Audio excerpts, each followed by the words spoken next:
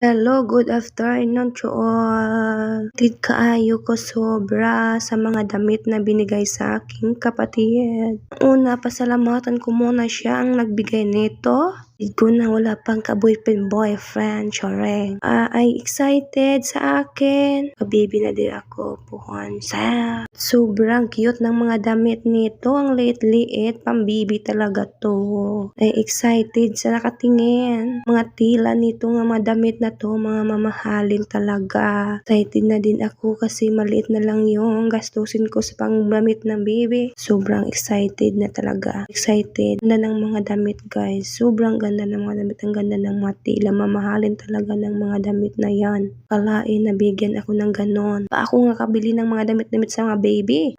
Ng budget. Kulang pa ako sa budget. Tawag yung kapatid ko kung nakabili ba ako ng mga damit ng baby. Bigay siya sa akin ng damit ng pambebe. Ayo, excited ko ikaw kung bigyan mo ako. Guys, ang sobrang ng ganda-ganda ng mga damit. Talaga yung mga kapatid, guys, magtulungan. Ng mga damit.